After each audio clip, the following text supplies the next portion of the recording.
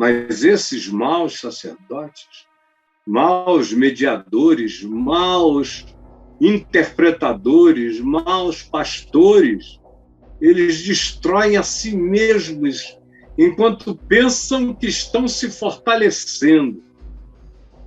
E enquanto se fazem mal, destroem as suas almas, deixam o povo com trauma de Deus.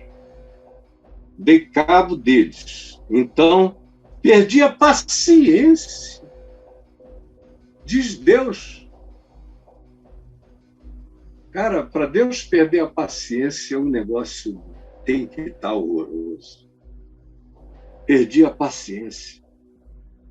Perdi a paciência com as ovelhas, porque elas se tornaram fruto dos espinheiros. Elas seguiram, elas fizeram escolhas. Não eram apenas eles, os líderes, que eram perversos. Quando você segue como ovelha aqueles que são pastores do bem, do amor e da justiça e da verdade, por pior que você seja, você melhora. Mas quando você anda com esses pastores da maldade, da perversidade, do controle, por melhor que você seja, você piora. Eu sou pastor há quase 50 anos.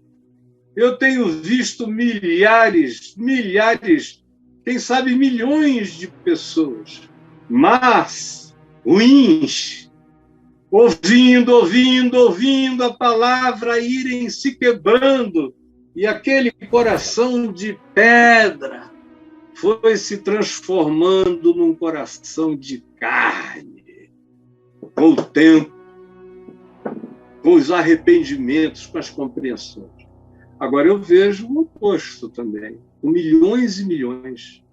Gente que era legal, gente que era boa, e que passou a seguir o perverso, o manipulador, o estelionatário, o mentiroso, o enganador, o aproveitador. E não me diga que não sabe de quem ou do que eu estou falando, ou dos muitos tantos aos quais eu estou me referindo, e que deixaram você com trauma de Deus. O verso 8 diz: então perdi a paciência com as ovelhas. E também, diz ele, elas estavam cansadas de mim. Essas ovelhas, você que anda seguindo, gente cujas escolhas são mais. Entre o bem e o mal, ele escolhe o mal. Entre a liberdade e a escravidão, ele escolhe a escravidão. Entre o direito de todos e o privilégio de alguns, ele escolhe o privilégio de alguns. Entre a bênção para toda a coletividade, independente da escolha religiosa, e aquilo que puder ser benefício consagrado e dado e vindicado apenas à sua própria comunidade religiosa, se você está seguindo a gente assim, que faz esse tipo de escolha, que é capaz de não estar nem aí para o resto da nação, desde que haja muitos benefícios sendo concedidos a ele e ao grupo da sua religião, se você segue gente assim, eu sinto lhe dizer, você está ficando ruim. Não tem forma de você melhorar, você só vai piorar. Como diz o Senhor aqui no profeta Oséias, ele é tão claro quando diz o que você não deveria jamais esquecer, nem eu. Aqui no capítulo 4, quando ele afirma: o meu povo está sendo destruído porque lhe falta conhecimento, porque tu, sacerdote, ou tu, pastor, rejeitaste o conhecimento de Deus, a palavra, a obediência. Por causa disso também eu te rejeitarei, para que não sejas sacerdote ou pastor diante do teu Deus. Não é diante do povo, o povo você engana. O Senhor Deus não. E Jesus, o Senhor Deus, está dizendo que você vai passar a inexistir para mim. Assim como eu inexisto, e a minha palavra inexiste para você, você vai inexistir diante de mim, visto que te esqueceste da palavra do teu Deus. Também eu me esquecerei de teus filhos. Meu Deus! Meu Deus! Aí você diz, mas o que mais? Ora, o que está dito aqui é que assim como é o povo, assim também é o sacerdote. Ninguém reclame, porque o teu povo, diz o verso 4, é como os sacerdotes aos quais acusam. Eles mesmos reclamam, mas se tornam idênticos a esses de quem eles reclamam e a quem continuam seguindo.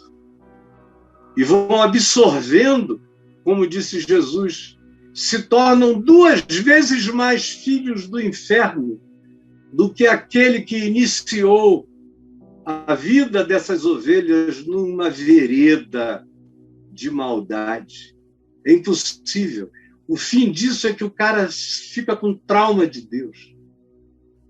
Como muitos de vocês aqui estão, como muitos dos que aqui vêm estão, com trauma de Deus. Os ateus que eu encontro por aí, tem muito ateu de igreja, a maioria deles me seguem, são todos traumatizados com igreja, com pastor, com expropriação, com abuso. Traumatizados. Me diga, se você é um ser que carrega trauma de Deus, até o dia de hoje. Há pessoas que eu vejo levarem anos para conseguirem ficar livres do trauma de Deus que lhes foi instilado pela palavra do engano, trazida e praticada a partir do ensino do não Deus. Como aqui se diz, eles não têm prazer em conhecimento da minha palavra para ensinarem ao povo essa verdade. Não tem. Batizado é um homem. Vou andar rápido, que é longo, tá? Vou ler rápido. Caio, eu fui crente minha vida inteira, nasci em berço evangélico e desde bebê havia dezenas de revelações sobre o que eu seria. Diziam que eu havia sido escolhido para pastor. Com 7 anos saímos do Paraná, fomos para Uberlândia, porque a família do meu pai é de lá. A minha vida inteira orei pela salvação do meu pai. Todas as noites. Ele era envolvido com a máfia, sabe, Caio? Aí, certa vez, a Polícia Rodoviária Federal entrou na nossa casa e levou ele. Saiu até no Fantástico. Fomos super expostos. Ele ficou 40 dias fechado e ganhou a liberdade provisória. Saindo de lá, ele abandonou tudo. Foi para a igreja e queria se batizar. Se batizou e foi o momento mais feliz da minha vida. Passaram-se 6 meses, ele foi assassinado. Eu era o golden boy da igreja, sabe, Caio? Igreja grande, na cidade, eu cantava, tocava, pregava. Acho que a vida inteira eu fui condicionado pelo que me diziam sobre o meu chamado. O pastor dessa igreja, que era 100% com Deus, entre parênteses, sem pecado, e que possuía todos os dons do Espírito Santo, e nós éramos fanáticos por esse pastor. Não só nós, mas quase 4.000 pessoas. E lá ainda são assim.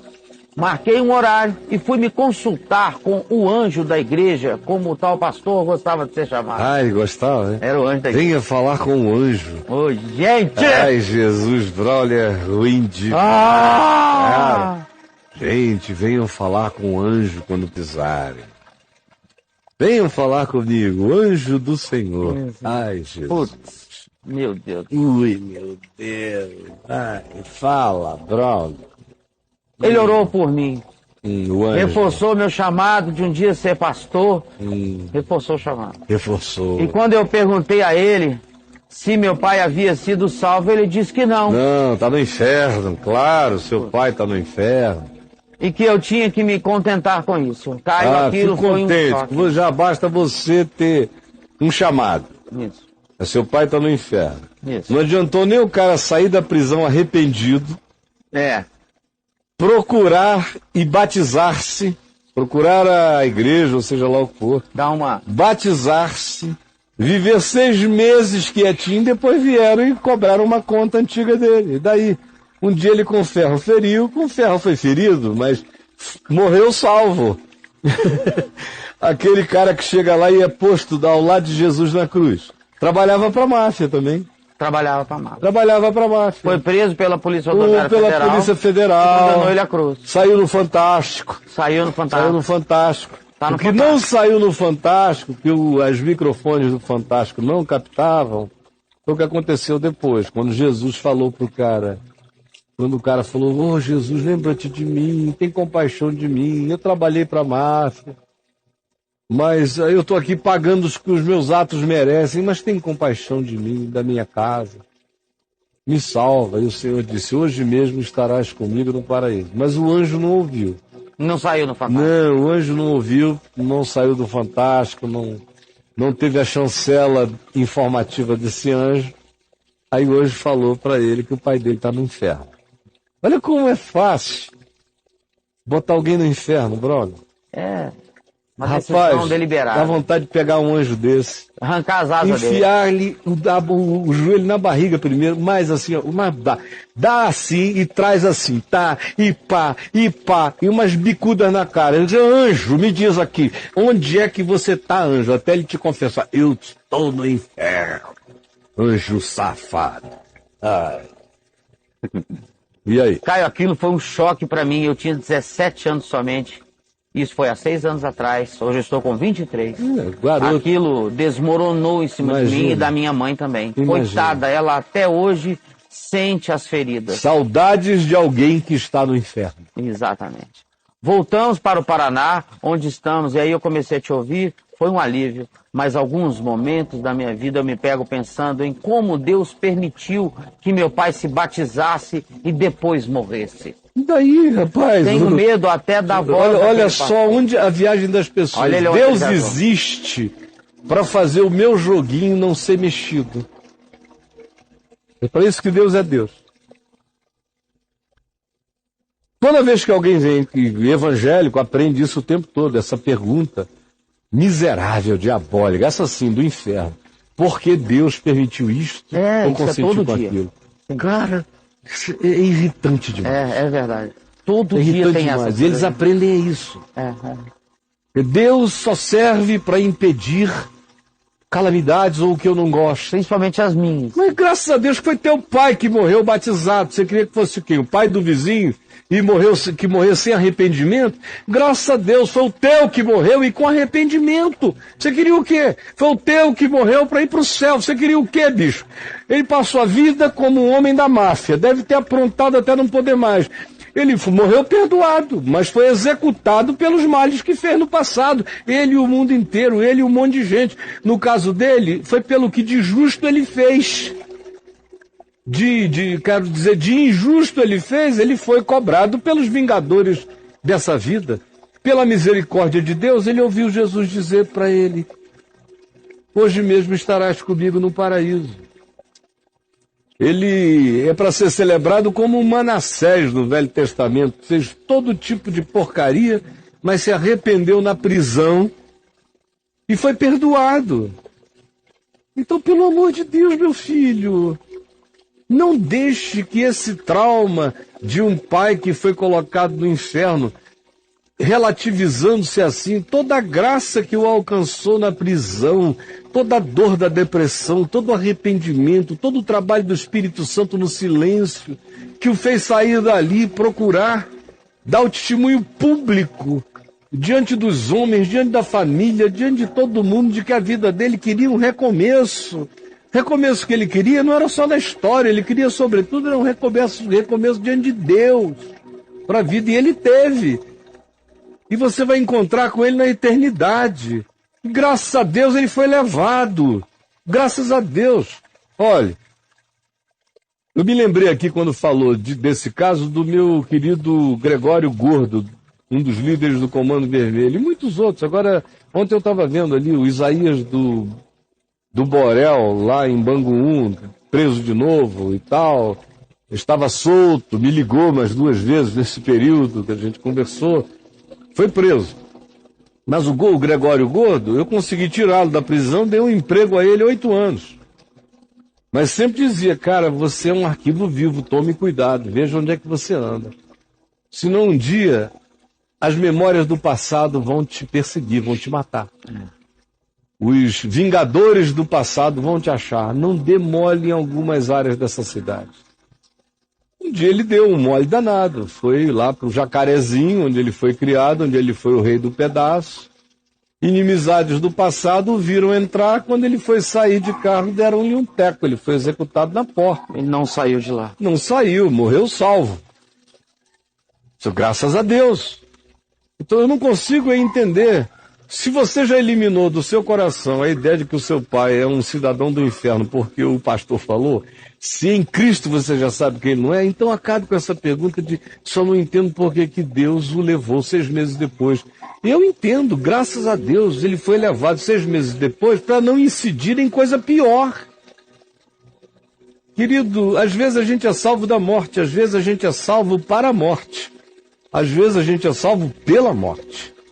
E no caso do teu pai, ele foi salvo da morte, para poder ser salvo pela morte, para poder ter vida eterna. Pare de fazer pergunta de religioso.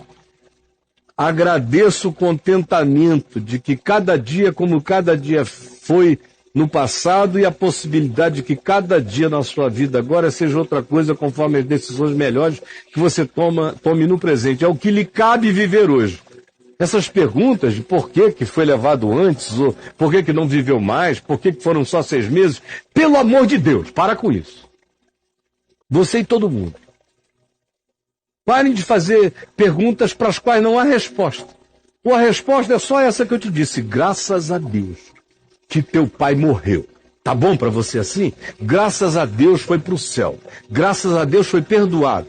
Tá bom ou é ruim ainda? Você crê ou não crê na tal da vida eterna? Vamos parar com essa história. Ou é ou não é?